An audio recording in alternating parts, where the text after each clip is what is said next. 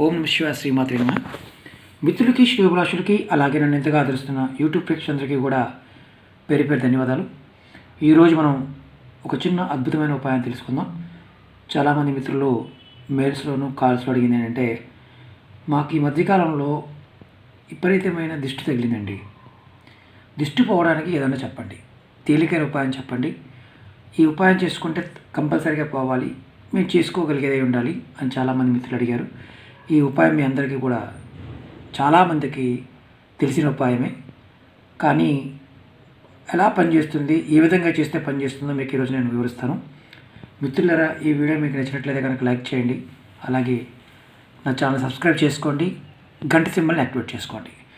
ఈ ఉపాయానికి కావాల్సింది ఎండుమిర్చి, తొడుతో ఉన్న ఎండుమిర్చి, అలాగే నల్లటి ఆవాలు, అలాగే బొగ్గులు, కర్రబొగ్గు ఉంటుంది కదా, కర్రబొగ్గు లేకపోతే పిడక, అది మన గ్రామీణ ప్రాంతాల్లో ఎక్కువగా దొరుకుతూ ఉంటాయి కదా, పిడక.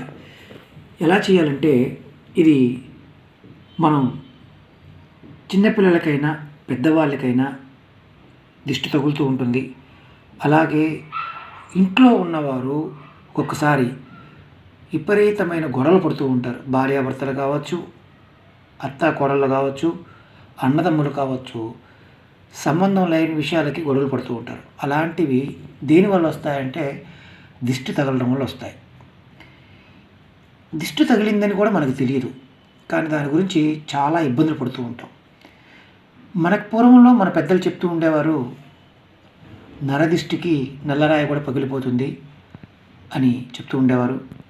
అందుకని ఖచ్చితంగా మనం రోజు మనకి ఈ విధానంలో ఉన్న విధంగా కనుక చేసుకోగలిగితే మన మీద ఉన్న దిష్టి దోషం అనేది తొలగిపోతుంది. దీనికి కావాల్సింది బొగ్గులు, ఆవాలు, మిర్చి. ఎలా చేయాలో చెప్తాను. చిన్నపిల్లలకైనా సరే పెద్దవారికైనా సరే ఇది అద్భుతంగా పనిచేస్తుంది. ఇది చేసే టైం కూడా రాత్రి టైంలో చేయాలి. పగలపూట అంటే సూర్యోదయం టైంలో, అంటే సూర్యుడు ఉదయించకముందు చేసుకోవచ్చు, సూర్యోదయ టైంలో చేయకూడదు. సూర్యాస్తం అయిన తర్వాత చేసుకోవాలి, అంటే సూర్యుడు వెళ్ళిపోయిన తర్వాత చేసుకోవాలి. చేయాల్సింది ఏం లేదు, కొన్ని ఆవాలు ఎడమ చేతితో తీసుకోండి, అలాగే ఒక ఎండుమిర్చి తీసుకోండి.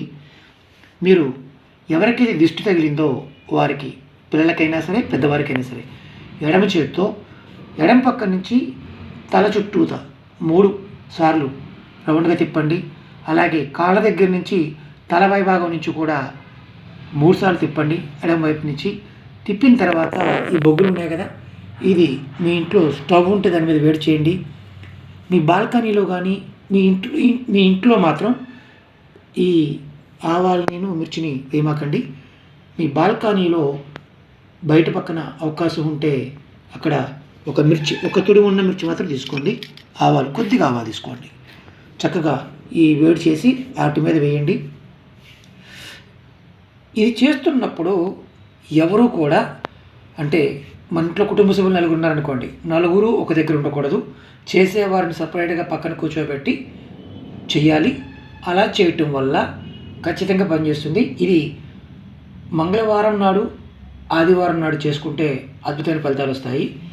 అంటే ఎలా అంటే, ఓ మంగళవారం చేశారనుకోండి, మళ్ళీ ఆదివారం చేయండి, మళ్ళీ మంగళవారం చేయండి, మళ్ళీ ఆదివారం చేయండి. అలా 4 సార్లు 4 రోజులు చేయటం వల్ల ఖచ్చితంగా మీకు తగిలిన దిష్టి పోతుంది. మీ ఇంట్లో పెద్దవారు ఉంటే వారితో చేయించుకోండి, చిన్నపిల్లలతో మాత్రం తీయించుకోమాకండి. ఎందుకంటే పెద్దవారితోనే చేసుకోవాలి. భర్తకి భార్య చేయొచ్చు, భార్యకి భర్త చేయొచ్చు, అలాగే పిల్లలకి తండ్రి చేయొచ్చు, తల్లి కూడా చేయవచ్చు. కొంతమందికి లేనిపోయిన అనుమానాలు వస్తూ ఉంటాయి. కొంత చేయకూడదేమో కదండి అని అడుగుతూ ఉంటారు. అనుమానాలు పక్క పెట్టండి, శాస్త్రంలో ఉన్నది మాత్రం చూడడానికి ప్రయత్నం చేస్తున్నాను నేను.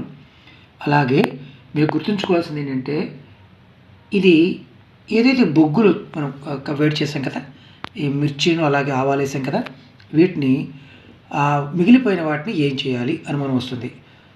చక్కగా డస్ట్బిన్లో పడేయండి. డస్ట్బిన్లో పడేసి ఉదయాన్నే పక్కనే ఉన్న డస్ట్లో పడేయండి.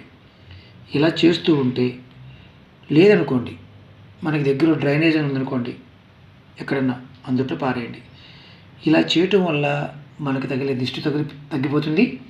అలాగే మానసిక స్థితి మెరుగుపడుతుంది, ఆరోగ్యం కూడా మెరుగుపడుతుంది, మన ఇంట్లో మంచి వాతావరణం ఏర్పడుతుంది. మిత్రులారా, ఈ వీడియో మీకు నచ్చినట్లయితే లైక్ చేయండి, నా ఛానల్ సబ్స్క్రైబ్ చేసుకోండి, 10 మంది మిత్రులకు షేర్ చేయండి. గంట సింబల్ని యాక్టివేట్ చేసుకోండి. ఓం నమః శివాయ, శ్రీమాత్రే నమః.